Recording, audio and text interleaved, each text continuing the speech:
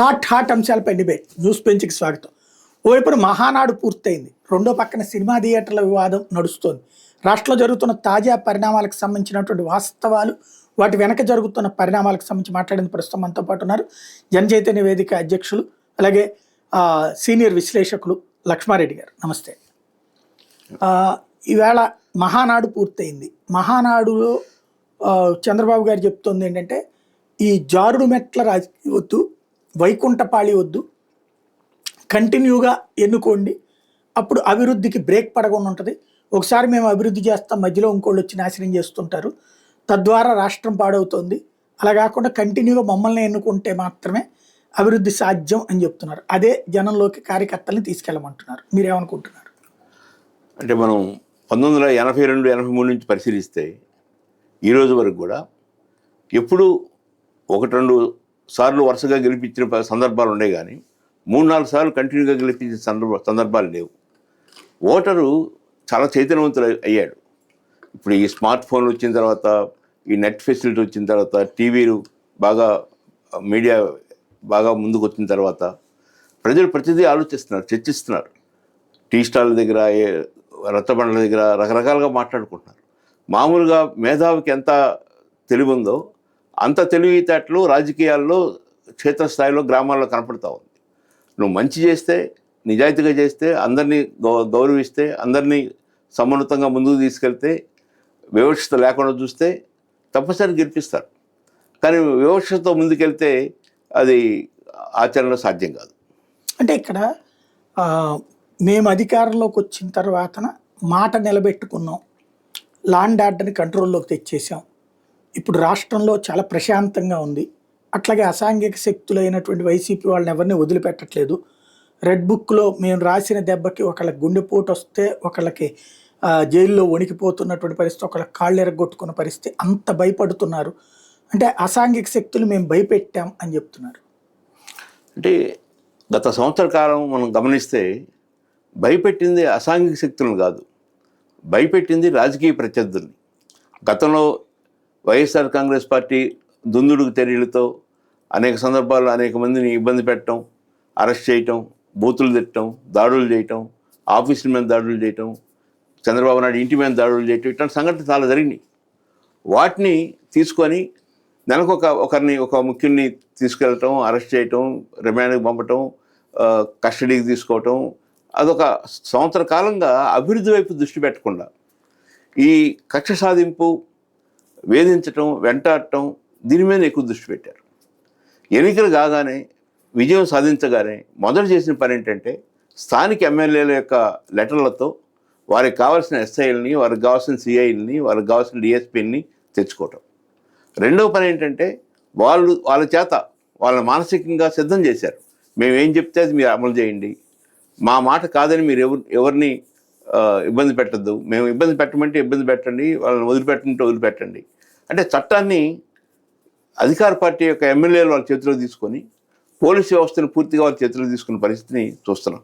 అదేవిధంగా రెవెన్యూ వ్యవస్థ మొత్తం గ్రామ స్థాయిలో ఉన్న సచివాలయం దగ్గర నుంచి చీఫ్ సెక్రటరీ దాకా, డీజీపీ దాకా అధికార పార్టీ ఏం చెప్తే అది చేయటమే ప్రజాస్వామ్యం, అది చేయటమే న్యాయం అనే భావనని వాళ్ళు తీసుకురావటం, దానికి అనుగుణంగా చేయటం జరుగుతుంది. ఉదాహరణకి గతంలో వైకాపా ఉన్నప్పుడు సోషల్ మీడియాలో కొన్ని పోస్టింగ్స్ పెడితే అలాంటి వాళ్ళని అరెస్ట్ చేయడం జరిగింది. 4-5 అట్లాంటి వాళ్ళు ఉన్నారు.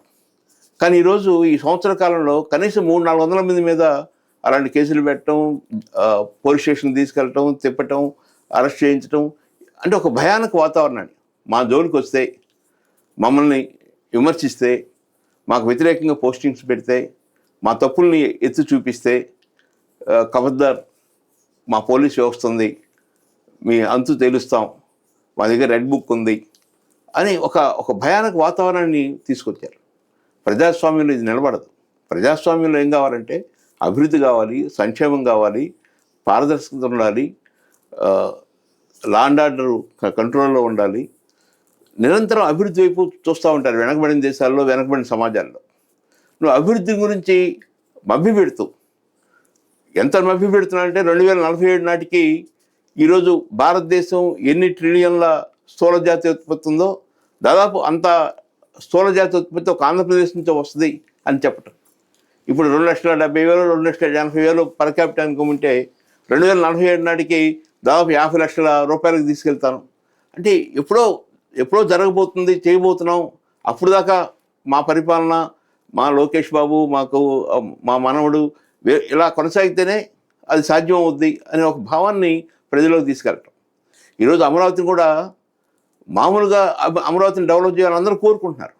కానీ ఆ అమరావతికి దానికి ఒక భారతదేశంలో ఏ నగరంలో లేనంత పెద్ద విస్తీర్ణంలో ఔటర్ రింగ్ రోడ్ ఏర్పాటు చేయటం, ఒక 200-250 అడుగుల విస్తీర్ణంలో దానికి రోడ్లు నిర్మించడం, 56 అంతస్తుల్లో హైకోర్టులు సచివాలయాలు తీసుకురావటం, ఇలాంటి పెద్ద పెద్ద మాటలు చెప్తున్నారు. ఇప్పుడున్న 50,000 ఎకరాలు చాలవు, మరొక 40,000 ఎకరాలు తీసుకుంటాను, ఇంకో 15,000 ఎకరాలతో 5,000 ఎకరాలతో ఒక పెద్ద ఇంటర్నేషనల్ ఎయిర్పోర్ట్ తీసుకొస్తాను, 1,500 ఎకరాలతో రైలు స్టేషన్ తీసుకొస్తాను, లేకపోతే మెట్రో. హైదరాబాద్ లాంటి ఒక మహానగరంలో, 1 కోటి పైన జనాభా ఉన్న నగరంలో మెట్రో నష్టాల్లో కొనసాగుతుంది. కానీ ఇక్కడ విజయవాడకు ఒక మెట్రో, విశాఖపట్నానికి ఒక మెట్రో తీసుకొస్తాను, ఇలాంటి భ్రమలు చెప్తా ఉన్నారు. కానీ ఈరోజు ప్రజలకు కావాల్సింది ఏంటి? ప్రజలకు కావాల్సింది ఉపాధి, ఉద్యోగాలు, వారి ఆదాయాలు. ప్రైవేట్ రంగంలో అయినా ఎక్కువ ఉద్యోగాలు వచ్చే అవకాశం. ఈరోజు విజయవాడ, గుంటూరు, విశాఖపట్నం లాంటి చోట్ల 10,000, 12,000, 15,000 రూపాయలకి పనిచేస్తున్న పరిస్థితి. ఆ ఉద్యోగాలు కూడా దొరకని పరిస్థితిని మనం చూస్తూ ఉన్నాం. ఆ వైపు దృష్టి లేదు. ఈ 11 నెలల కాలంలో ఒక్క ప్రభుత్వ ఉద్యోగం ఇవ్వలేదు. కానీ ఇవ్వలేదనే విషయం చెప్పటంలా, ఇవ్వలేకపోయిన విషయం కూడా చెప్పటంలా. చెప్పకుండా డిఎస్సి అని దాదాపు అధికారంలోకి వచ్చిన రోజు నుంచి ఈ రోజు వరకు డిఎస్సి గురించి చెప్తూనే ఉన్నారు. అట్నే విపరీతమైన ఖర్చు.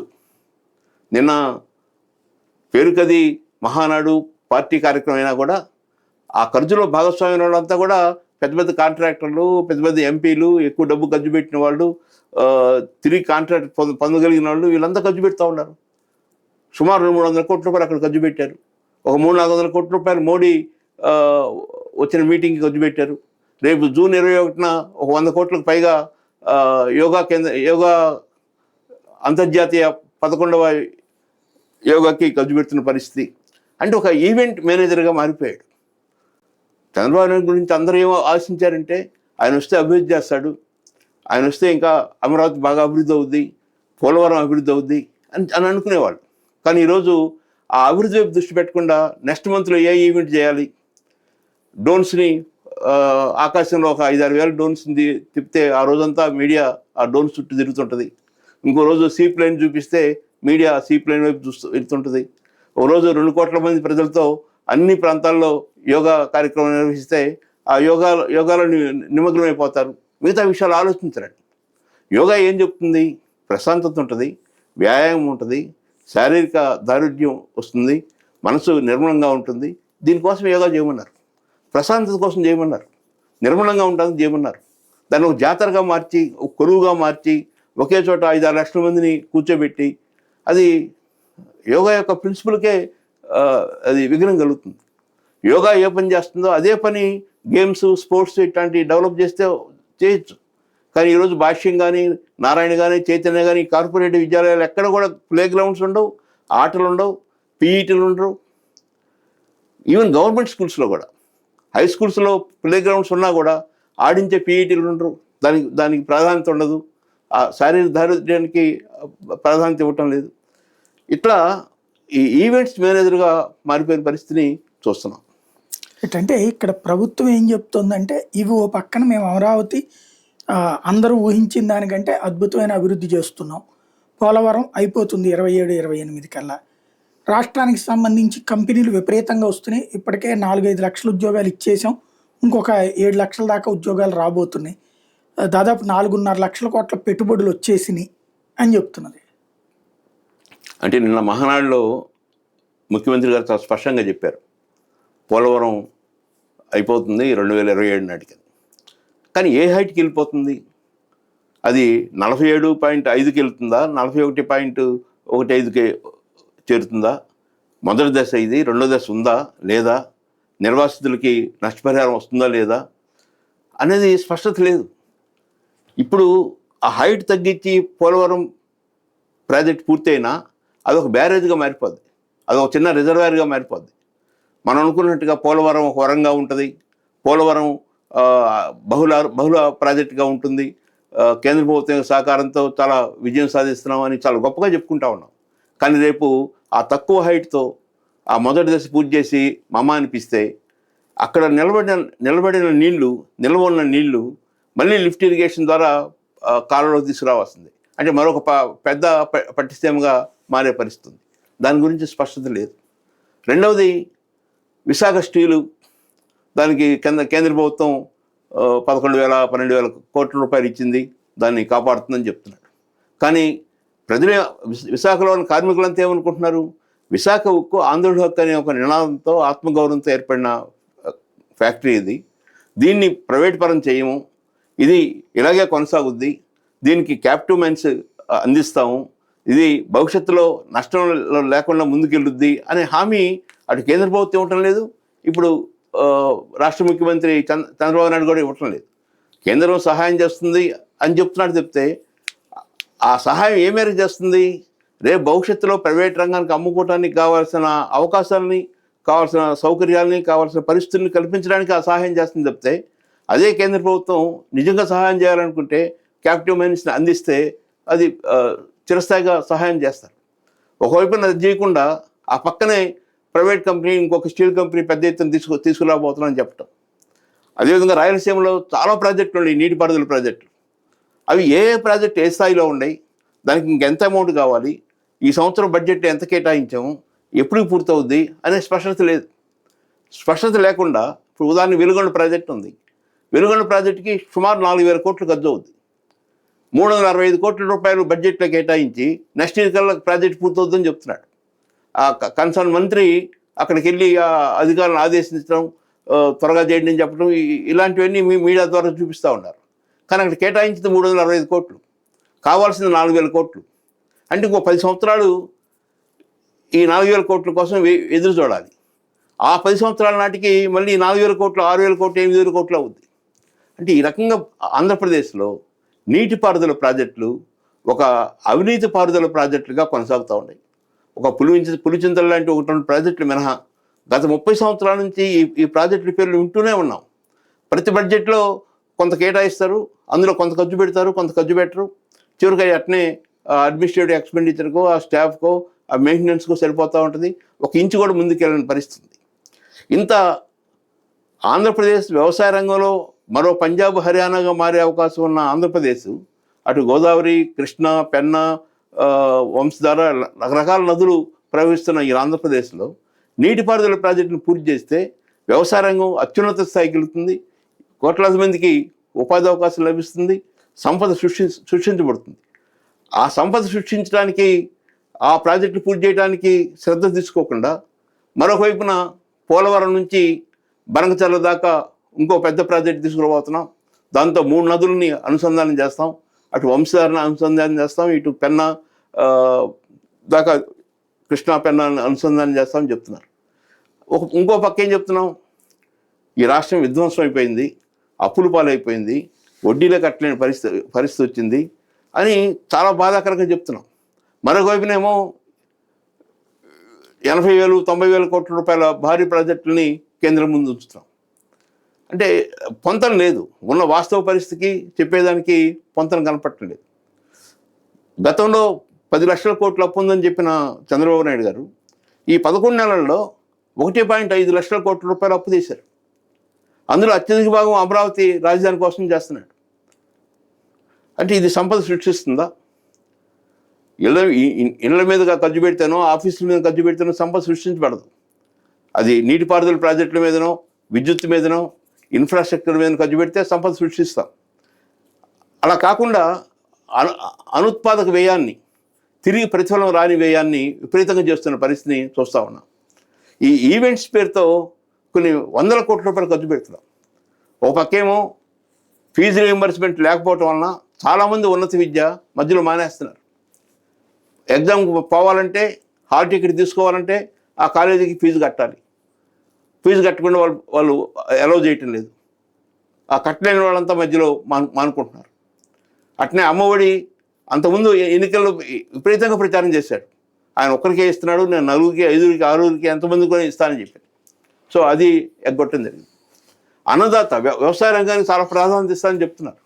కానీ ఆచరణలో ఈ సంవత్సరం వ్యవసాయ రంగానికి ఇవ్వాల్సిన చేయూత, ఆ భరోసా కల్పించకపోవటం, 20,000 రూపాయలు ఒక్కొక్క రైతుకి ఇస్తానని చెప్పారు, అది ఈ సంవత్సరం ఎగ్గొట్టడం జరిగింది.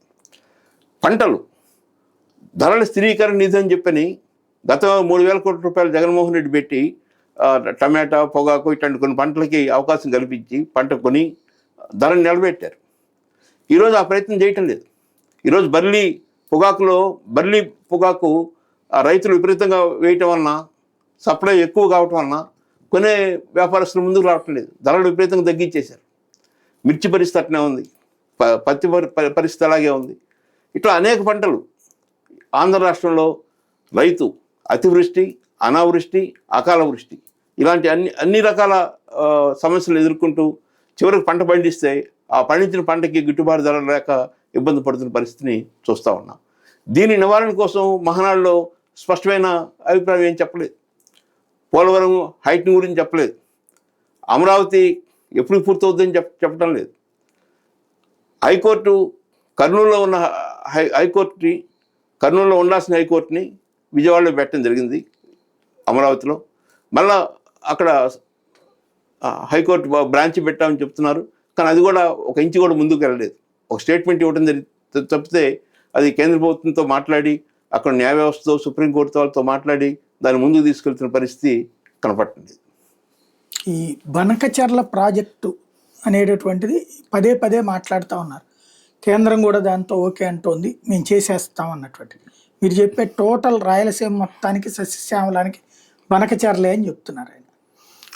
అంటే తెలంగాణలో కేసీఆర్ గారు కాళేశ్వరం ప్రాజెక్టు ద్వారా తెలంగాణ మొత్తం సస్యశ్యామలం అవుద్ది, నీటి సమస్య పూర్తిగా పరిష్కారం అవుద్దని చెప్పని దాదాపు 1,00,000 కోట్లకు పైగా ఆడ ఖర్చు పెట్టి, ఆయనే కాంట్రాక్టరు, ఆయనే డిజైనరు, ఆయనే నిర్మాత, మొత్తం ఆయనే ఓన్ చేసుకొని కట్టాడు. ఏమైంది ఇక్కడ? అక్కడ నుంచి నీళ్ళు రాకపోయినా కూడా తెలంగాణ మిగతా ప్రాజెక్టు పూర్తి కావటం వలన బ్రహ్మాండంగా పంటలు పండిస్తున్నారు. ఈరోజు వరి ఉత్పత్తిలో భారతదేశంలో నెంబర్ 1గా ఉంది. అక్కడ ఆయన 1,00,000 కోట్లు ఖర్చు పెట్టి అందులో కమిషన్ ఎంత తీసుకున్నాడు అనేది ఇప్పుడు చర్చ వస్తూ ఉంది. అది 10%, 20%, 30% అని. కాబట్టి మనం కూడా ఒక పెద్ద ప్రాజెక్టు, ఈ చిన్న చిన్న ప్రాజెక్టులు 5 కోట్లు, 3 కోట్లు, 10 కోట్లు ఇట్లా ఏమి తింటాం, ఏమి కమిషన్ వస్తుంది? ఒకేసారి ఒక 80,000 కోట్లు, 90,000 కోట్ల ప్రాజెక్టు ప్రారంభిస్తే, దానికి అడ్మిషన్ శాంక్షన్ ఇస్తే, టెండర్ పిలిస్తే, ఏదో ఒక మెగా కంపెనీ లాంటి కంపెనీ ముందుకు వస్తే, ఆ తర్వాత వారికి అడ్వాన్స్ రూపంలో, మొబిలైజేషన్ అడ్వాన్స్ రూపంలో 10,000 కోట్లు, 20,000 కోట్లు చెల్లిస్తే అందులోంచి కొంత పెద్ద వాటా వస్తుందనేటువంటి భావన తప్పితే, నిజంగా అంత పెద్ద ప్రాజెక్టు కట్టగలిగిన సామర్థ్యం, ఆ అవకాశం ఆంధ్రప్రదేశ్కి ఉందా లేదా అని ఆలోచించాలి. ఆ 25-30,000 కోట్ల రూపాయలతో ఆంధ్రప్రదేశ్లో ఉన్న అన్ని ప్రాజెక్టులు పూర్తవుతాయి ఎక్సెప్ట్ పోలవరానికి కేంద్ర ప్రభుత్వం నుంచి తీసుకురాగలిగితే మిగతా ప్రాజెక్టులన్నీ పూర్తవుతాయి. వాటిని పూర్తి చేయకుండా ఈరోజు బనకచర్ల అని చెప్పి పదే పదే మాట్లాడుతూ ఉన్నారు. వాళ్ళు ఢిల్లీలో అదే మాట్లాడుతున్నాడు, పెద్ద పెద్ద మీటింగులన్నింటిలో అదే మాట్లాడుతున్నాడు. అది సాధ్యం కాని విషయం. అది ప్రారంభిస్తే కనీసం 34 ఏళ్ళు పట్టుద్ది. ఒక వెలుగొండ ప్రాజెక్టు ఒక 10-12 కిలోమీటర్లు టన్నెల్ తవ్వటానికే అంత టైం పట్టింది. ఇక్కడ టన్నల్స్ తవ్వాలి, 2-3 చోట్ల రిజర్వాయర్స్ పెట్టాలి, వాటికి విద్యుత్ ఉపయోగించాలి, వాటిని లిఫ్ట్ చేయాలి వాటర్ని. ఇది చాలా ఆచరణ సాధ్యం కానిది. కానీ ఆయనైతే చేయగలడు అనే ఒక నమ్మకాన్ని ప్రజల్లో కల్పించడానికి ఈ మాటలు చెప్తున్నాడు. కానీ ఆయన చెప్పిన దాంట్లో టెక్నికల్గా నీరు, గోదావరి నీరు కొన్ని వేల టీఎంసీలు వెళ్ళిపోతూ ఉండి, ఆ నీటిని, వెళ్ళిపోతున్న నీటిని మేము వాడుకుంటున్నాం, తప్పులేదు కదా అని. అంతవరకు కరెక్టే, తప్పులేదు. కానీ నీ దగ్గర ఆ శక్తి ఎక్కడుంది? నీ దగ్గర ఆ డబ్బులు ఎక్కడ ఉన్నాయి? ఆ బడ్జెట్ ఎక్కడుంది? అది అవసరం ఉందా ఈనాడు? చిన్న చిన్న ప్రాజెక్టులు 500 కోట్లు, 1000 కోట్లు, ఇప్పుడు అన్నమయ్య ప్రాజెక్టు చాలా చిన్నది, అది పూర్తి చేసుకోవచ్చు. వెలుగొండ ప్రాజెక్టు పూర్తి చేయొచ్చు, వంశధార చేయొచ్చు. ఇట్లాంటి అనేక ప్రాజెక్టులు రాయలసీమలో చాలా ప్రాజెక్టులు ఉన్నాయి. కొన్ని ప్రాజెక్టులు పూర్తయినాయి, కానీ వాటికి కాలువలు లేవు. ఆ కాలువలని ఆధునీకరణ చేసిన పరిస్థితి లేదు. ఆ నీళ్లు రైతు పొలంలోకి రావు. రైతు ఏం ఆలోచిస్తున్నాడంటే ఈ నీళ్లు రైతు పొలంలో రాకపోయినా ఆ కాలువల్లోకి నీళ్ళు వస్తే అది భూగర్భ నీరు పైకి వస్తే మోటార్ల ద్వారా నీరు ఉపయోగించుకోవచ్చు అనే దృష్టికి రైతుని తీసుకెళ్ళాడు. వాస్తవంగా పోలవరం ప్రాజెక్టు మొత్తం పూర్తి అయ్యి అనుకున్న మొదటి లక్ష్యం ప్రకారం పూర్తి అయ్యి రైతుల పొలాల్లోకి నీళ్ళు రావాలంటే ఇంకో 10 సంవత్సరాలు పడుతుంది. కానీ ఆ మాట చెప్పడంలా. నెక్స్ట్ ఇయర్ అయిపోతుంది, ఆ నెక్స్ట్ ఇయర్ అయిపోతుంది. ఇది ఇప్పుడు కాదు, 2014 నుంచి ఇదే మాటలు చెప్తా ఉన్నారు. 2018కి అయిపోద్దని, 19కి అయిపోద్దని, ఇట్లా సంవత్సరం చెప్పుకుంటూ ప్రాజెక్ట్ పూర్తి కావటం అంటే ఆ డ్యామ్ నిర్మించటం, ఆ రిజర్వాయర్లో నీళ్ళు ఉంచటం కాదు. అక్కడి నుంచి కాలువల ద్వారా కుడి ఎడమలో 2 కాలువలకి వెళ్ళాలి, అక్కడ నుంచి పిల్ల కాలువలు తవ్వాలి, ఆ పిల్ల కాలువల నుంచి పొలాల్లోకి రావాలి. ఇంత పని జరగాలంటే కనీసం 10 సంవత్సరాలు పడుతుంది. ఒక వల్లభనేని వంశీ జైల్లో ఉన్నాడు, తర్వాత ఐపీఎస్ ఆంజనేయులు జైల్లో ఉన్నారు. ఇప్పుడు జగన్కి సంబంధించినటువంటి సన్నిహితులు కృష్ణమోహన్ రెడ్డి, ధనంజయ రెడ్డి ఇట్లాంటి వాళ్ళు ఉన్నారు. టోటల్గా జగన్ టీం మొత్తాన్ని జైల్లో పెట్టాం, ఒక అరాచకాన్ని మేము కంట్రోల్ చేసాం, అసలు ప్రభుత్వం ఎలా ఉండాలో మమ్మల్ని చూసి నేర్చుకోవాలి, ఎలా ఉండకూడదో జగన్ని చూసి నేర్చుకోవాలి అన్నటువంటిది తాజాగా మహానాడు నుంచి ఇచ్చిన పిలుపు. అంటే ఆ పిలుపుని ప్రజలు ఎప్పుడు నమ్ముతారంటే, నువ్వు స్వచ్ఛంగా ఉన్నప్పుడు, నువ్వు నిజాయితీగా ఉన్నప్పుడు, నువ్వు నిర్భయంగా ఉన్నప్పుడు, నువ్వు ఏ తప్పు చేయనప్పుడు, తప్పు చేసిన వాళ్ళని శిక్షిస్తూ ఉంటే ప్రజలు హర్షిస్తారు. నిజమే, జగన్మోహన్ రెడ్డి టైంలో వీళ్ళు ఇసుక మద్యం లేక రకరకాల మైనింగు, రకరకాల వాటిలో ఇన్వాల్వ్ అయ్యారు, డబ్బు సంపాదించారు, కాబట్టి వాళ్ళు శిక్షకు అర్హులని. కానీ నువ్వు ఇప్పుడు అదే పని చేస్తున్నావు. నీ ఎమ్మెల్యేలు మద్యం షాపుల్లో వాటాదారులుగా ఉన్నారు. అంతకుముందు జగన్మోహన్ రెడ్డి టైంలో మద్యం షాపుల్లో వాటాదారులుగా ఉండడానికి అవకాశం లేదు, అది గవర్నమెంట్ షాప్స్ కాబట్టి. ఇప్పుడు స్థానికంగా ఉన్న మద్యం షాపుల్లో వాటాదారులుగానో లేకపోతే నెలవారీ మామూలుగా తీసుకునే వాళ్ళుగా ఉన్నారు. నువ్వు ఇసుకని ఉచిత ఇసుకని చెప్పినా కూడా అక్కడ ఉన్న స్థానిక ఎమ్మెల్యే ఆ ఇసుక ఆ ర్యాంపు నుంచి బయటకు రావాలంటే, ఆ ప్రాంతం నుంచి బయటకు రావాలంటే ఒక్కొక్క ట్రాక్టరు ఒక్కొక్క లారీ ఇంత కట్టాలని చెప్పని రౌడీ మామూలులాగా వసూలు చేస్తున్న పరిస్థితి. అది అందరికీ తెలిసిన విషయం, జగమెరిగిన సత్యం అది. అట్నే మైనింగ్ కూడా, ఈ కొండ ఎవరికి ఇవ్వాలి, అది ఎవరికి ఇవ్వాలి, ఇది ఎవరికి ఇవ్వాలి, ఇవన్నీ కూడా నిర్ణయించేది స్థానిక ఎమ్మెల్యే, లేకపోతే సంబంధిత మంత్రి, లేక ముఖ్యమంత్రి, లేక లోకేష్.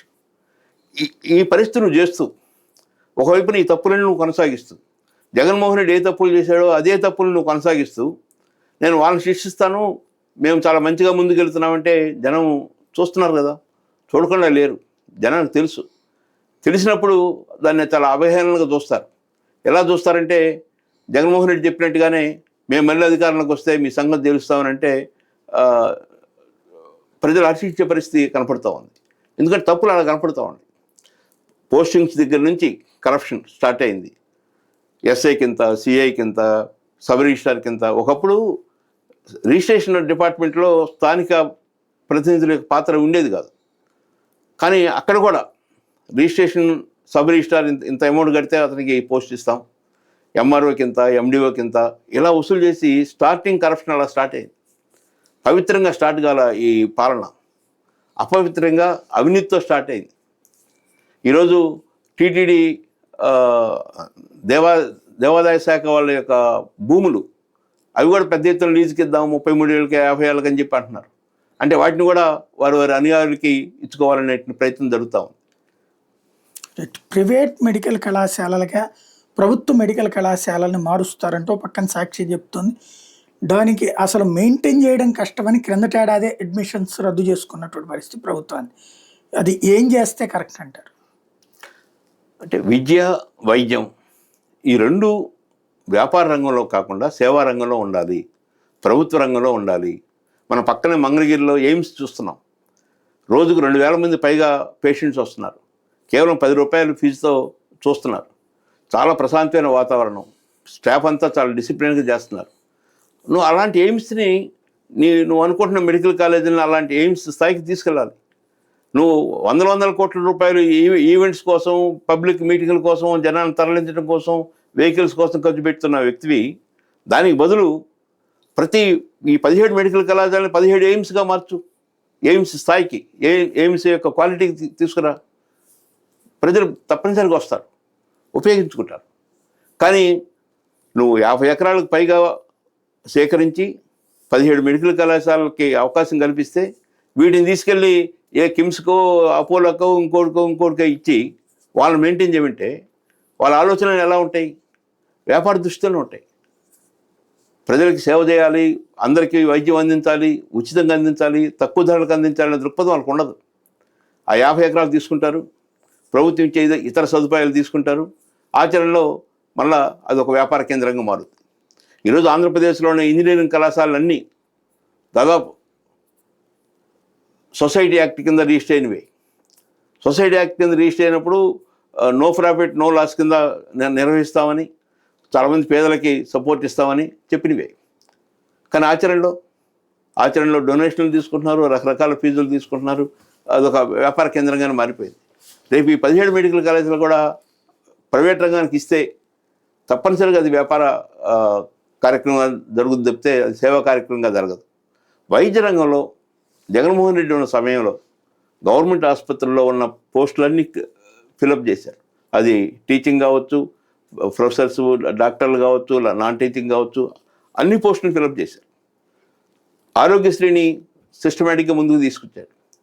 కానీ ఈరోజు ఆరోగ్యశ్రీ ప్రతి నెలకు ఒకసారి హాస్పిటల్స్ ప్రైవేట్ మేనేజ్మెంట్స్ అన్ని నోటీస్ ఇవ్వటమో, ప్రెస్ మీట్ పెట్టడమో, మాకు 4,000 కోట్లు బాకీ ఉంది, 5,000 కోట్లు బాకీ ఉంది, మీరు ఈ డబ్బులు ఇస్తేనే మేము ముందుకెళ్తాం, లేకపోతే ఆపేస్తామని చెప్పటం. ఇప్పుడు ఆపకుండానే ఆచరణ ఆపుతున్నారు. ఆపినట్టు ప్రకటన చేయటం లేదు. బట్ ఆ పేషెంట్ రాగానే లేదండి మా దగ్గర ఆరోగ్యశ్రీ లేదు, మాకు డబ్బులు రాలేదు, మేము చేయలేమని చెప్తున్నారు. అంటే దానివల్ల ఏమవుతుంది? చివరికి నష్టపోయేది ఎవరు? పేద పేషెంట్. ఒకప్పుడు నేను కార్పొరేట్ వైద్యాన్ని అందిస్తానని చెప్పని డాక్టర్ రాజశేఖర రెడ్డి గారు అమలు చేసినాయి. మేము ఆనాడు ఎన్నికల నిఘా వేదిక అనే పేరుతో గ్రామాలకు వెళ్ళినప్పుడు చాలామంది ఎందుకు మీరు కాంగ్రెస్ పార్టీకి ఓటేస్తున్నారంటే ఆ కార్డు బయటికి తీసి చూపించేవాడు. అంటే ఆ ఊరు మొత్తం మీద ఒకరికే గుండె ఆపరేషన్ జరిగేది. కానీ ఆ ఒక్క గుండె ఆపరేషన్ ఊళ్ళో వాళ్ళందరికీ ఒక ధైర్యాన్ని ఇచ్చింది. మాకు కూడా గుండె ఉంది కదా, నాకు కూడా ప్రాబ్లం వచ్చినప్పుడు ఈ కార్డు ఉపయోగపడుతుంది. అంత ధైర్యాన్ని అందించాడు. అందువల్లనే అతను ఆ రకంగా విజయాన్ని సాధించగలిగాడు. రెండోసారి కూడా గెలవగలిగాడు, అనేక ఇబ్బందులు ఉన్నా కూడా. కానీ ఈరోజు ఆరోగ్యశ్రీ పూర్తిగా నిర్వీర్యం అయిపోతున్న పరిస్థితి. ఆరోగ్యశ్రీలో హాస్పిటల్లో ఆపరేషన్స్ అయితే ఇంటికి వెళ్ళినప్పుడు ఒక వారం రోజులు, 10 రోజులు, 15 రోజులు ఉండాల్సి వస్తే అప్పుడు కూడా ఆరోగ్యశ్రీలో ఆసరా అనే పేరుతో కొంత సపోర్టు ఇచ్చేవాళ్ళు ఆనాడు. ఈరోజు అది కూడా కనపడటం లేదు. ఈవేళ రాష్ట్రంలో ఈ సినిమా థియేటర్లకు సంబంధించిన వివాదం తలెత్తింది. సినిమా థియేటర్ల వాళ్ళేమో మాకేం సంబంధం లేదు, మేమేం సమ్మె నోటీసులు ఏమి ఇవ్వలేదు, కాకపోతే మా సినిమా థియేటర్లన్నీ కూడా అద్దె ప్రాతిపదికన తీసుకుంటామంటున్నారు, మాకు షేరింగ్ కావాలన్నాము అనేటువంటిది వాళ్ళు చెప్తున్నారు. బట్ వాళ్ళు హరిహర వీరమల్లు సినిమాని అడ్డుకోవడానికి కుట్ర చేశారంటూ పవన్ కళ్యాణ్ ఆగ్రహం వ్యక్తం చేయడం, రిటర్న్ గిఫ్ట్ ఇచ్చారు నాకు థ్యాంక్స్ అంటూ ఆయన ఆగ్రహం, ఆ తర్వాత అసలు ఈ థియేటర్ల సంగతి ఏంటో తెలుస్తానని చెప్పడం, అనేక థియేటర్ల మీద ఇప్పుడు రైడ్స్ జరుగుతున్నాయి. దీన్ని ఎలా చూస్తారు? అంటే మనం ఒక 3-4 నెలల క్రితం పవన్ కళ్యాణ్ గారు కాకినాడ వెళ్ళి ఆ సముద్రంలోకి వెళ్ళి ఆ షిప్ మీద నుంచొని సీజ్ ద షిప్ అని చెప్పని, ఇందులో రేషన్ బియ్యం ఉన్నాయి, అక్రమంగా తరలించిన బియ్యం ఉన్నాయి, ఇది పలానాలు చేస్తున్నారని చాలా ఆవేశంగా మాట్లాడాడు. ఒక వారం రోజులకి కేంద్ర ప్రభుత్వం ఆ షిప్ని ముందుకు తీసుకెళ్ళమని చెప్పింది. ఆ తర్వాత 5-6 రోజులకి అక్కడ ప్రజలకు కనపడింది ఏంటంటే కాకినాడ పోర్టు, కాకినాడ సెజ్, అక్కడ విజయసాయి రెడ్డి, కేవీ రావు, అరవింద్ ఫార్మా, ఆ గొడవలు, ఆ షేర్లు ఇవి కనపడినాయి. ఇక అందరితో ఆ రేషన్ బియ్యం యొక్క గొడవ ఆగిపోయింది. వాస్తవంగా రేషన్ బియ్యంలో విపరీతమైన కరప్షన్ జరుగుతుంది. కారణం 90% మంది రేషన్ బియ్యం వాడటంలా తీసుకుంటున్నారు, 10 రూపాయలకో 12 రూపాయలకో అమ్ముకుంటున్నారు. స్థానిక ఎమ్మెల్యే అధికార పార్టీ ఎమ్మెల్యే ఒక మండలానికి ఒక ఏజెంట్ని నియమించి వారి దగ్గర నుంచి ప్రతి నెల 2 లక్షలు 3 లక్షలు తీసుకుంటూ అదొక పెద్ద వ్యాపారంగా మారిపోయింది. ఈ స్థానిక మండల ప్రతినిధి ఆ రేషన్ బియ్యాన్ని కలెక్ట్ చేసి అతను మళ్ళీ 20 రూపాయలు 30 రూపాయలకు అమ్ముతున్నాడు. ఈ క్రమంలో వచ్చిన లాభంలో ప్రతి ఎమ్మెల్యే ప్రతి నెల 25-30 లక్షలు తీసుకుంటున్నాడు. అట్నే ఈ విషయం కూడా మనం గమనిస్తే ఈరోజు తన సినిమా రిలీజ్ అవుతుంది. కానీ ఈ చర్చ జరిగింది ఈ సినిమా రిలీజ్ యొక్క డేటు అనౌన్స్ చేయకముందే జరిగింది చర్చ. ఈయన అనౌన్స్ చేసిన తర్వాత ఆ సందర్భంలో కూర్చొని మాట్లాడుకుంటే కొంతమంది ప్రత్యర్థులు ఈయన మీద ఇబ్బంది పెట్టాలని చేశారని అనుకోవచ్చు. కానీ ఈ చర్చ జరిగింది ఈ అనౌన్స్మెంట్కి ముందే జరిగింది. కానీ వాస్తవం ఏంటంటే ఒక 4-5 మెయిన్ డిస్ట్రిబ్యూటర్ల చేతుల్లో సినిమా హాల్స్ అన్నీ బందీ అయి ఉన్నాయి. వాళ్ళు సినిమా హాల్ థియేటర్స్ వాళ్ళు చాలామంది ఆ థియేటర్లు నడపలేక అవి కమర్షియల్ కాంప్లెక్స్లుగా మార్చుకొని లేక గృహ సముదాయాలుగా మార్చుకొని వాటిని డైవర్ట్ చేసి చాలా హాల్స్ క్లోజ్ అయిపోయాయి. అయినా ఇప్పటికీ భారతదేశంలో దాదాపు అత్యధిక సినిమా థియేటర్లు ఉన్న రాష్ట్రం ఆంధ్రప్రదేశే. దాదాపు 1200-1300 థియేటర్లు ఉన్నాయి. వీళ్ళు ఒకప్పుడు సినిమా తీయటం అంటే ఆ ఫిల్మ్ కాస్ట్ చాలా ఎక్కువ ఉండేది.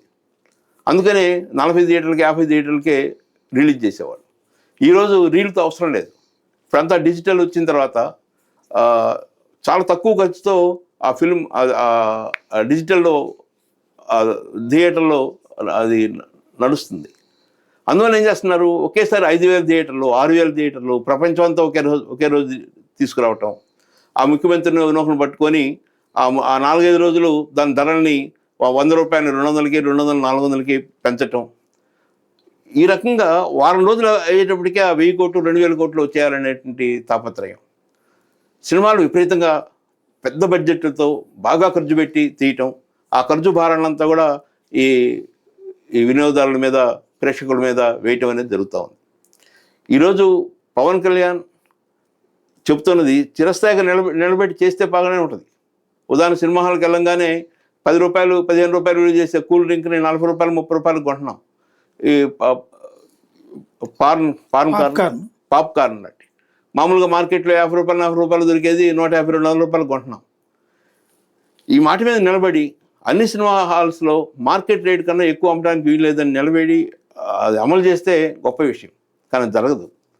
ఎందుకు జరగదంటే ఈ సినిమా హాల్స్ ఓనర్లు ఎక్కువ మంది మళ్ళీ ఏదో ఒక ఎమ్మెల్యేతోనో ఎంపీతోనో మంత్రులతోనో సత్సంబంధాలు ఉన్న వాళ్ళే ఆ పార్టీల్లో ఒత్తిడి ఎక్కువ వస్తుంది. నిజంగా ప్రేక్షకుల్ని మేలు చేయాలంటే ఇది చేయాలి. కానీ ఈ సందర్భంగా అనటం, వెంటనే అధికారులను పంపటం, అధికారులంతా అన్ని హాళ్ళు తిరిగి రిపోర్ట్లు ఇవ్వటం, ఒక హడావడి సృష్టించడం జరుగుతూ ఉంది. ఇప్పుడు యోగాకు కూడా అంతే. వారం 10 రోజుల నుంచి ఏ ఎస్పీ కానీ కలెక్టర్ కానీ సచివాలయ సిబ్బంది కానీ ఎవరు మిగతా ప్రభుత్వ కార్యక్రమాలు చేయటంలా. యోగాకి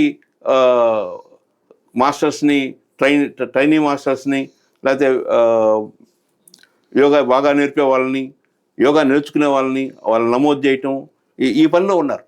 అంటే మోడీకి అత్యంత ఇష్టమైన పనిని చాలా గొప్పగా చేస్తే కేంద్ర ప్రభుత్వం యొక్క ఆదరణ పొందుతామనే ఆలోచన పెద్ద ఎత్తున జరుగుతూ ఉంది. వాస్తవంగా ఏం జరగాలంటే నితీష్ కుమార్ లాగా చంద్రబాబు నాయుడు కూడా మోడీ వీళ్ళ మీద ఆధారపడుతున్న పరిస్థితి. ఈరోజు కేంద్ర ప్రభుత్వం మనుగడ కొనసాగించాలంటే టీడీపీ అండ్ నితీష్ కుమార్ యొక్క సపోర్ట్ ఉంటేనే ముందుకు వెళ్ళే పరిస్థితి ఉంది. ఏ బిల్లు పాస్ కావాలన్నా ఏం చేయాలన్నా ఆ పరిస్థితిలో మోడీ వీళ్ళ మీద ఆధారపడాలి. కానీ దానికి భిన్నంగా చంద్రబాబు నాయుడే మోడీ యొక్క ఆశీస్సుల కోసం నిరంతరం ప్రయత్నం చేస్తున్నాడు. మోడీ ఏ చర్య తీసుకున్నా ఏ బిల్లు పెట్టినా ముందు భారతదేశంలో అందరికన్నా ముందు ఆమోదం తెలుపుతున్న పరిస్థితి చంద్రబాబు నాయుడులో కనపడుతుంది. ఒకనాడు అలా ఉండేవాడు కాదు. ఒకనాడు ఆయన అభిప్రాయం స్పష్టంగా చెప్పేవాడు. ఇప్పుడు ఈరోజు వక్ఫ్ బోర్డు విషయం కానీ, 1 నేషన్ 1 ఎలక్షన్ కానీ, లేక ఈ ఆపరేషన్ సింధూర్ అని మధ్యలో విరమించినప్పుడు జరుగుతున్న చర్చలో కానీ అన్నింటిలో మోడీకి అనుకూలంగా మాట్లాడుతున్న పరిస్థితి చూస్తున్నాం. కారణం ఏంటంటే చంద్రబాబు నాయుడికి ఆయన కళల్లో ఆ 53 రోజులు కనపడుతూ ఉన్నాయి. ఆ 53 రోజులు మోడీ అమిత్ షా యొక్క అనుమతి లేకుండా జగన్మోహన్ రెడ్డి నన్ను అరెస్ట్ చేసి ఉండేవాడు కాదు. ఆ సిబిఐ, ఆ ఈడీ, ఆ ఐటీ, ఈ 3 ఆయుధాలు తనని చాలా వేధిస్తూ ఉన్నాయి. ఆ భయం కొనసాగుతూ ఉంది. ఆ భయం ఎందుకు కొనసాగుతుందంటే నిజాయితీగా లేకపోవటం ఉంది. నిజాయితీగా ఉంటే ఆ భయం ఉండదు, ధైర్యంగా ఉండొచ్చు. ఇప్పుడు మమతా ఉంది, కేజ్రీవాల్ ఉన్నాడు, స్టాలిన్ ఉన్నాడు, చాలా ధైర్యంగా చెప్తున్నారు. కానీ అంత ధైర్యంగా చెప్పే పరిస్థితి చంద్రబాబు నాయుడికి ఈరోజు కోల్పోవటం బాధాకరం. మహానాడులో ఎన్టీ రామారావుని చాలా గొప్పగా మనం చెప్పుకుంటున్నాం. కానీ ఎన్టీ రామారావు వచ్చిన 82లో పరిస్థితి ఏంటి? ఆంధ్రప్రదేశ్ అన్నా, తెలుగు వాళ్ళన్నా ఆత్మగౌరవం లేని వాళ్ళుగా, తెలుగు జాతి చాలా నిర్వీర్యమైపోయిన పరిస్థితి, రాష్ట్ర ముఖ్యమంత్రులు వరుసగా మారుతూ కేంద్ర ప్రభుత్వం యొక్క చెప్పు జాతరలో ఉంటున్న పరిస్థితిని చూసి ఎన్టీ రామారావు ముందుకు వచ్చాడు. కానీ ఈరోజు దానికి భిన్నంగా, అంటే ఎన్టీ రామారావు నేషనల్ ఫ్రంట్ ఏర్పాటు చేసి కేంద్రం విద్య అని చెప్పి ఇందిరాగాంధీ లాంటి ప్రధానమంత్రితో కూడా పోరాడి శక్తివంతుడిగా కనపడ్డాడు. కానీ ఈరోజు తెలుగుదేశం అనగానే ఆ పరిస్థితి కనపడటం. ఏ పరిస్థితి కనపడుతుందంటే ఫెడరలిజం గురించి మాట్లాడటం లేదు, సెక్యులరిజం గురించి మాట్లాడటం లేదు, సామాజిక న్యాయం గురించి మాట్లాడటం లేదు. వీటన్నిటికి భిన్నంగా అభివృద్ధి అనే పేరుతో ప్రజలను మభ్యపెట్టడానికి మాత్రమే ప్రయత్నం జరుగుతూ ఉంది. ఇందాక మీరు చెప్పినట్టుగానే జగన్మోహన్ రెడ్డి అంటే ఆయన జైలుకి వెళ్ళారు చంద్రబాబు నాయుడు. ఇప్పుడు జగన్మోహన్ రెడ్డి లిక్కర్ కుంభకోణంలో జైలుకి వెళ్ళే అవకాశం ఉందా? జగన్ రాజకీయ జీవితం ఇక లేదు, ఇక ముగిసిపోయినట్టే, వైఎస్ఆర్ కాంగ్రెస్ పార్టీ కూడా ఇక క్లోజ్ అయిపోయినట్టే అన్నటువంటి మహానాడు ఉపన్యాసాన్ని ఎలా చూడాలి? అంటే మీడియాలో విపరీతమైన ప్రచారం జరుగుతూ ఉంది, చివరి దశకు వచ్చేసింది, చివరిలో ఈ అమౌంట్ ఎవరు చేరిందో త్వరలో తెలుస్తుందని. మోడీ, అమిత్ షా ఆమోదం తెలియజేయకుండా, జగన్మోహన్ రెడ్డిని అరెస్ట్ చేయండి అని వాళ్ళిద్దరు చెప్పకుండా చంద్రబాబు నాయుడు ఒక అడుగు కూడా ముందుకు వేయడు. వాళ్ళు చెప్పరు.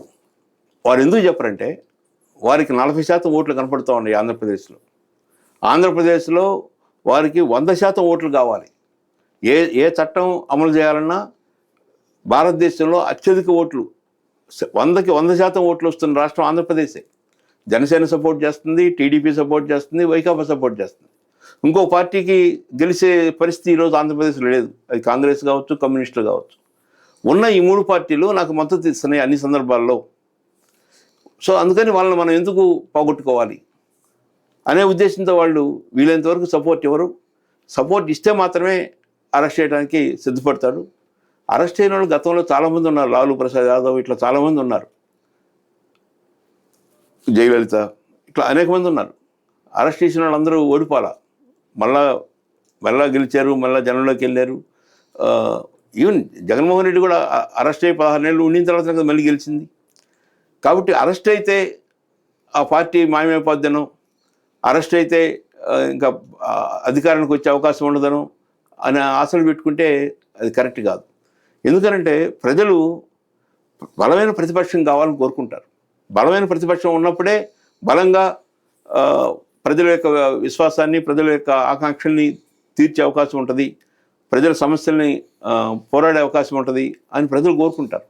బలహీనమైన ప్రతిపక్షం అంతకుముందు జగన్మోహన్ రెడ్డి గారు అయినవాడు వై నాట్ 175 అని, అది ప్రజలు కోరుకోవాలా. 175 మందికి ఒక పార్టీకి అవకాశం ఇవ్వాలని కోరుకోవాలి వాళ్ళు. భవిష్యత్తులో కూడా అంతే. తప్పనిసరిగా పార్టీ కొనసాగుద్ది. అరెస్ట్ అయినా ఇంకా సానుభూతి పెరుగుద్ది. గతంలో అరెస్ట్ అయినప్పుడు ఏమన్నారంటే, జగన్మోహన్ రెడ్డి అరెస్ట్ అయినప్పుడు అవినీతిపరుడు, కొన్ని వేల కోట్లు లక్షల కోట్లు తిన్నాడు, అందువలన ఆయనకు ఓటు ఎవరు వేయరు అనుకున్నారు. కానీ జనం ఏమనుకున్నారంటే అందరూ అవినీతిపరులే కదా, చంద్రబాబు నాయుడు నిజాయితీ పరుడు కాదు కదా, చంద్రబాబు నాయుడు 2 ఎకరాల నుంచి ఈ స్థాయికి వచ్చాడు కదా, ఆయనకి తేడా ఏముంది, ఇద్దరు అవినీతిపరులే, ఎవరు ఎక్కువ మంచి చేస్తే వాళ్ళు కొట్టేద్దామనే దృష్టితో సామాన్య మానవుడు ఆనాడు జగన్మోహన్ రెడ్డిని గెలిపించారు. రేపు కూడా అంతే. రేపు అవినీతి రహితంగా పరిపాలిస్తే అటు లోకేష్ కానీ, చంద్రబాబు నాయుడు కానీ, స్థానిక ఎమ్మెల్యేలు కానీ, మంత్రులు కానీ అవినీతి రహితంగా పరిపాలించి, నిజాయితీగా పరిపాలించి, ప్రజల ఆదరణ పొంది, ప్రజల సంక్షేమం కోసమే నిరంతరం తప్పిస్తూ ఉంటే అప్పుడు తప్పనిసరిగా ప్రజలు వైకాపాని తిరస్కరిస్తారు, మళ్ళీ గెలిపించే అవకాశం ఉంది. కానీ ఆ పరిస్థితి కనపడటం లేదు. అంటే ఈవేళ అభివృద్ధి ఒక పక్కన చేస్తున్నాం, సంక్షేమంకి సంబంధించి మీరు చెప్పినటువంటి వాటిలో అమ్మఒడి ఇప్పుడు తల్లికి వందనం పేరుతో ఇచ్చేయబోతున్నాం, అట్లాగే త్వరలోనే అన్నదాత సుఖీభావాకి డబ్బులు ఇచ్చేయబోతున్నాం, అట్లాగే ఆగస్టు నుంచి బస్సులు పెట్టేయబోతున్నాం, అభివృద్ధి సంక్షేమం సమపాళ్లలో నడిపిస్తున్నాం. ఇది ఒక్క తెలుగుదేశానికే సాధ్యమని చెప్తున్నారు. అంటే 1 year గడిచిపోయింది, 5 ఏళ్లలో 1 సంవత్సరం గడిచిపోయింది. ఇప్పుడు రాబోతున్న ప్రకటించిన వాటిలో చూస్తే అవి సంపూర్ణంగా అమలు చేస్తాడా, దానికి ఏమన్నా కొన్ని షరతులు పెట్టే అవకాశం ఉంటుందా? ఉదాహరణకి అమ్మఒడి ఉందనుకోండి, అమ్మఒడి రేపు ప్రభుత్వ పాఠశాలలో చదువుకున్న వాళ్ళకే ఇస్తామని చెప్పి అంటే ఆ ఒక్క మాట చాలు, సగం మంది ఎగిరిపోతారు. సగం మందికి పైగా ప్రైవేట్ పాఠశాలలో చదువుతూ ఉన్నారు. ప్రభుత్వ పాఠశాలలో చదువుకున్న వాళ్ళకే ఇస్తాము, అదే న్యాయం అనే మాట అంటే చాలామంది వెళ్ళిపోతారు. అదేవిధంగా బస్సులు స్త్రీలకి అవకాశం కల్పించటం, జిల్లా స్థాయికి మాత్రమే పరిమితం చేస్తామన్నారనుకోండి. ఇప్పుడు దాదాపు 26 జిల్లాలో అయినాయి. మనం ఒంగోలు అద్దంకి వస్తే అది బాపట్ల జిల్లా అయిపోద్ది. మనం ఇంకో చోటుకి వెళ్తే ఒక 40 కిలోమీటర్లు దాటిపోతే ఇంకో జిల్లా అయిపోతాం. సో అలాంటి ఏదో ఒక మెలికలు పెట్టి అవి సంపూర్ణంగా అమలు చేస్తారా అనేది కూడా ఆలోచించాల్సిన అవసరం ఉంది. ఫైనల్గా ఒకటి చెప్పండి, ఈవేళ ప్రభుత్వం ఏడాది అవుతోంది దగ్గరగా, ఈ పాలన ఎలా ఉందనుకుంటున్నారు? ఒకటి, అమరావతి పుంజుకుంది. అమరావతి అభివృద్ధి కావటానికి కావాల్సిన పునాదులు ఏర్పడినాయి. ఆ పునాదులు ఏర్పడే సమయంలోనే మరొక 40,000 ఎకరాలని ఇంకా పెద్ద పెద్ద మాటలు చెప్పి దాంతో భయం కలుగుతుంది రైతులకు కూడా. ఒకచోటే 1,00,000 ఎకరాలు భూమి కనపడితే ఆ భూమి వాల్యూ కూడా పడిపోద్ది. అట్నే పోలవరం విషయంలో కూడా అందరూ అనుకున్నారు పోలవరం వచ్చేస్తుందని, కానీ ఆ హైట్ తగ్గించిన తర్వాత దాని వాల్యూ కూడా తగ్గిపోతాం. వివిధ కంపెనీలతో సంప్రదింపులు చేయటం, ఆ పెట్టుబడులు రావటం, ఇవి కొంత పాజిటివ్గా కనపడుతోంది. ముఖ్యంగా విశాఖపట్నం లాంటి చోట్ల పారిశ్రామికవేత్తలు ముందుకు వస్తూ ఉన్నారు. కానీ కరప్షన్ అనేది అన్ని స్థాయిల్లో ఉండటం వలన ఈ పెట్టుబడిదారులు కూడా ఆ కరప్షన్ తట్టుకొని, కరప్షన్ అంటే రాజకీయ కరప్షనే కాదు, ఆ అధికారులు, ఇప్పుడు ఒక అధికారి 1 కోటి రూపాయలు 2 కోట్లు చెల్లించి ఆ పోస్ట్కి వస్తే వెంటనే అతను కనీసం ఆ డబ్బుల కోసం ఆ కనీస అవినీతిని చేస్తాడు. సో అలాంటి అవినీతిమయమై ఉన్న సమాజంలో అనుకున్న స్థాయిలో ప్రైవేట్ పెట్టుబడులు వస్తాయనేది ఒకటి. మరొకటి, భూములు విపరీతంగా ఇచ్చేస్తున్నారు. ఏ మంత్రిమండలి సమావేశం జరిగినా భూములు కేటాయింపు జరగకుండా మంత్రిమండలి సమావేశం ముగించట్లేదు. ఒక కంపెనీ 2-3 సంవత్సరాలు కూడా అనుభవం లేని కంపెనీకి విశాఖపట్నంలో 200-300 కోట్ల రూపాయలు చేసే భూమిని 10 కోట్లకు 5 కోట్లుగా ఇచ్చేస్తే ప్రజలు ఏమనుకుంటారు? అదే నువ్వు టాటాకి ఇవ్వు, టాటా కంపెనీకి ఫ్రీగా ఇవ్వు, టాటా కంపెనీ ఆంధ్రప్రదేశ్లో పెట్టే అన్ని ఇండస్ట్రీస్కి ఫ్రీగా భూమి ఇవ్వు, ఎవరు ఏమనుకోరు. ఎందుకంటే టాటాకి ఇస్తే ప్రభుత్వానికి ఇచ్చినట్టుగా భావిస్తారు. వాళ్ళకి ఆ పవిత్రత, ఆ ప్రజల పట్ల ఆ విశ్వాసం ఉంది. కానీ దానికి భిన్నంగా కొత్త కంపెనీలకి, ఎన్నికల్లో సపోర్ట్ ఇచ్చిన వాళ్ళకి, లోకేష్ సపోర్ట్ ఇచ్చిన వాళ్ళకి, ఇలాంటి వాళ్ళకి భూములు కేటాయిస్తే అది ప్రజల్లో చెడ్డ పేరు వస్తుంది, ప్రజల ఆలోచనలోకి వచ్చే అవకాశం ఉంటుంది. పెద్ద తేడా ఏం లేదు అనేటువంటి భావన కూడా వస్తారు. ప్రజలకి చంద్రబాబు నాయుడు అంటే అభివృద్ధి చేస్తాడనే ఒక భావన, నమ్మకం ఉంది. ఆ నమ్మకాన్ని కోల్పోకుండా ముందుకెళ్లాలని కోరుకుంటున్నాను.